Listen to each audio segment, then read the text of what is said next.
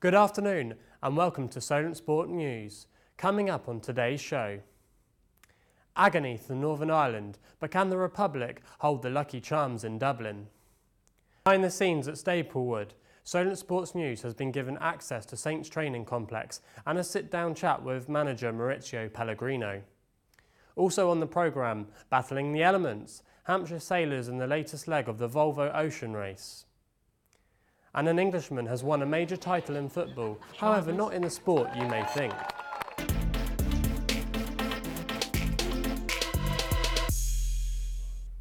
Good evening. Northern Ireland's hopes of making the World Cup for the first time since 1986 has ended after a 0-0 draw in Basel last night. However, the Republic of Ireland have it all to play for after their goalless draw in Copenhagen. They will host Denmark in the second leg of their qualifier in Dublin on Tuesday. Meanwhile, Southampton striker Manolo Gabbiadini will be hoping that Italy can avoid an upset after losing their first leg to Sweden 1-0. The 4 times world champions face the Swedes tonight in Rome.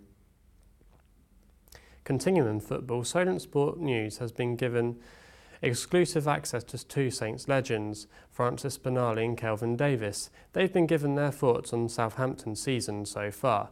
Linus Harrington reports.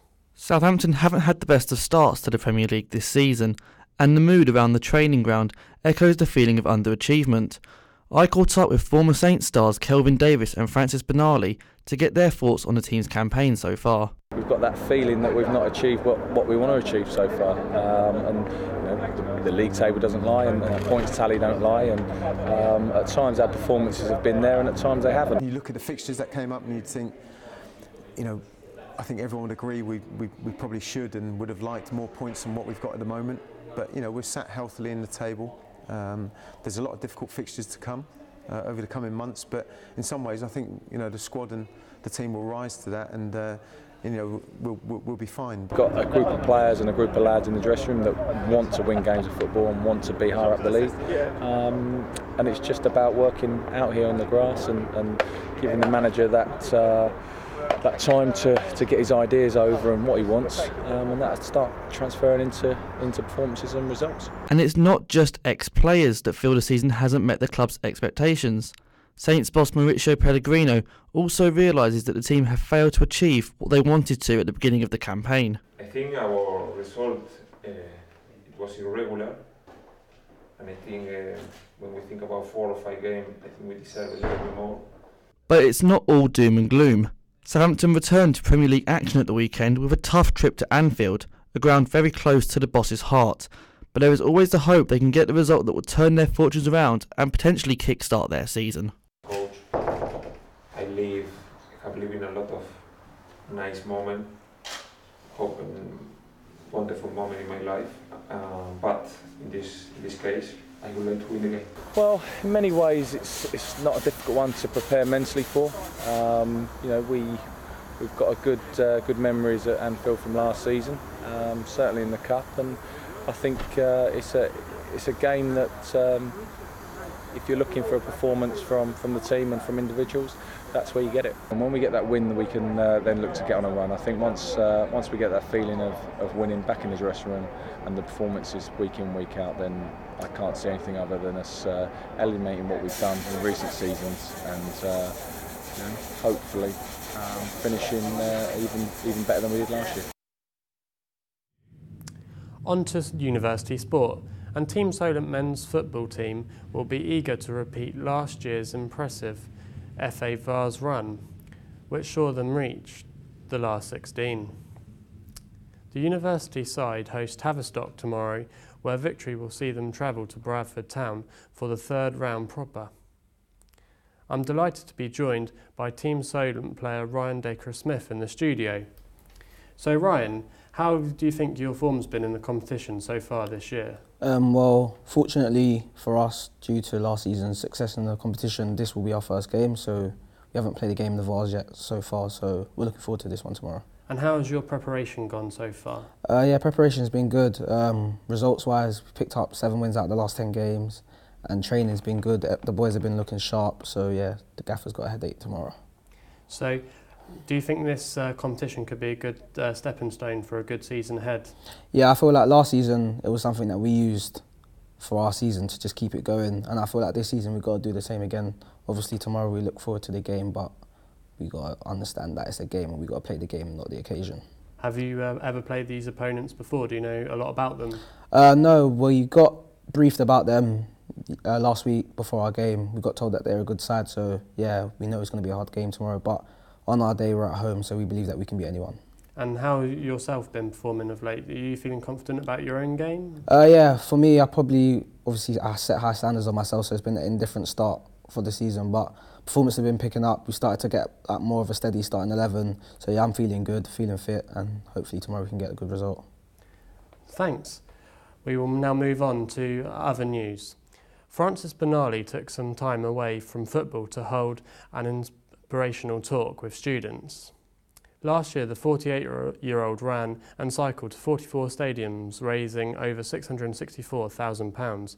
Matt Clues spoke to the ex-Southampton man about what he wanted the students to gain from his visit. Southampton legend Francis Banali has been reflecting on his charity run, which saw him visit the grounds of 44 professional UK football clubs. The 1,400-mile trip was endured by cycling and running, and in the meantime raising money for Cancer Research UK. I caught up with him at King Edward VI School in the city to find out why talking about it is important to him. You come in and revisit a school where my children came and hopefully inspire and motivate the students, the upper six students that are here at the school, and they've got obviously a speaker programme here, and it's great to be part of that, just sharing my experiences. Motivational speaking is something Banali has taken up, but wants to give the right message to the students.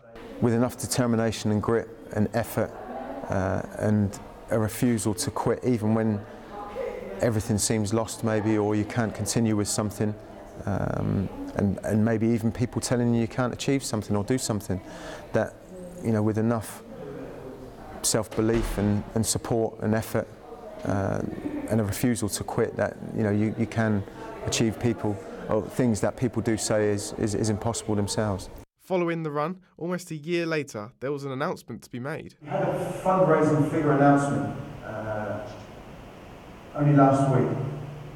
So proud and grateful for people's generosity that managed to raise. We're at a point where we've raised £665,000 for the charity now. After the success of the challenge is another one on the horizon. I'd like to do one more at least, whilst the body's maybe still in a condition to do so, and hit that target that I'd set initially before I'd done any of these challenges, and maybe put my body and everything else through one more challenge just to try and do that for the charity. With all the money raised, a round of applause is the least he deserves. Matt Clues, Solent Sports News.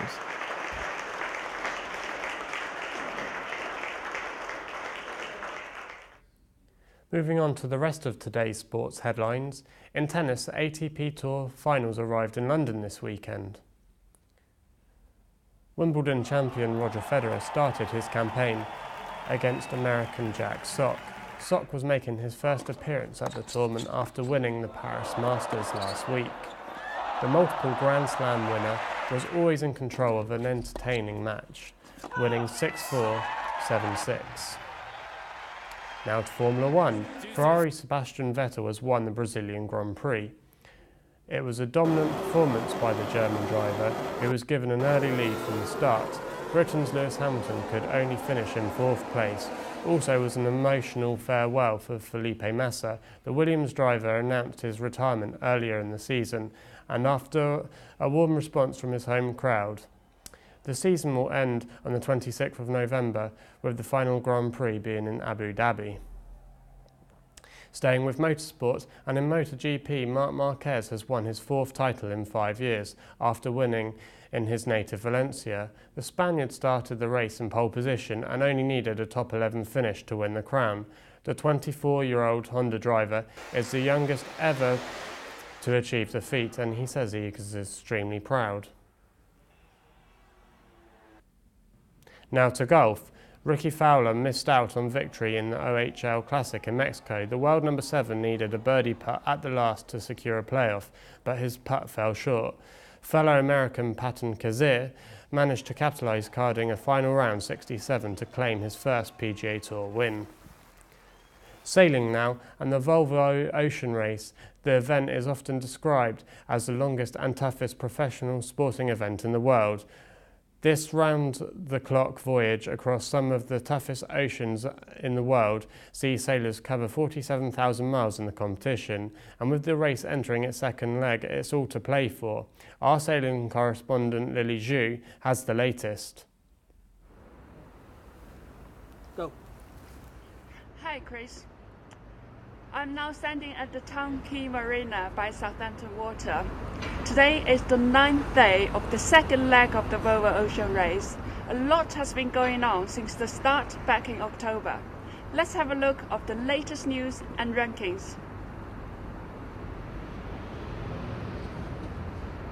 Started on the 22nd October in Alicante, the headquarters and home port of this renowned race. In the first leg of a short sprint to Lisbon, a mixed USA and Denmark team, Vestas 11 Hours Racing, won the prologue of this 9-month marathon race. However, this was just a very short, sweetest taste of the longest professional sporting event in the globe. Next comes the real test. Leg 2 is a 7,000 nautical mile race down south to Cape Town, the southern tip of the mighty African continent. It is a classic north to south Atlantic run, passing through multiple climate zones. The challenge of this leg is not just about the long distance, but the Azores high pressure zone, the no-wind doldrums, and the westerly storm track. Now, halfway through this leg, Team Dongfeng is currently leading the fleet after passing the normally headache doldrums.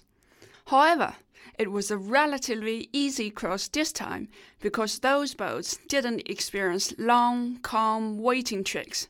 Dongfeng race team have a very good leg start, leave Lisbon, and we're doing the first night, starting the strong wind. We do lots of maneuver, we do some driving to try to sail the fast leader in the team.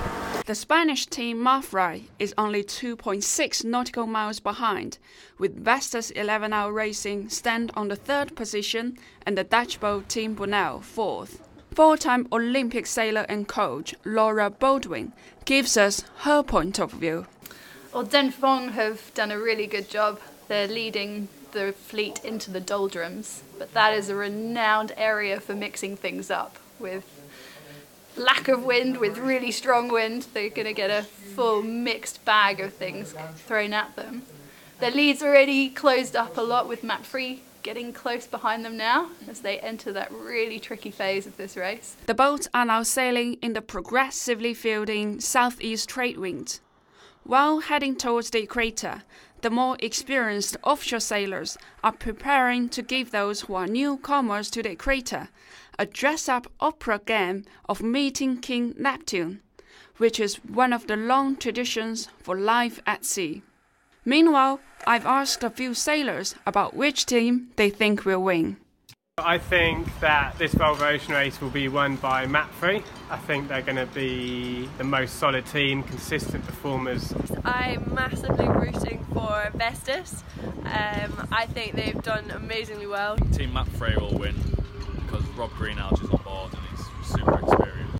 All 7 teams are expected to arrive Cape Town at the end of November, with the 3rd leg starts on the 10th of December after a short break in the South America continent. I guess by now you understood a little bit more about this ocean race. As a dinghy and inshore sailor myself, I've dreamed of sailing around the world, and I'm still working towards it. Hopefully in a few years' time I can fulfill my dream. Meanwhile, I'll keep tracking this race and bring you back all the updates for the rest of this event. Back to you, studio. Thank you, Lily. That is all for now. We will be back with more sports news next week. See you then.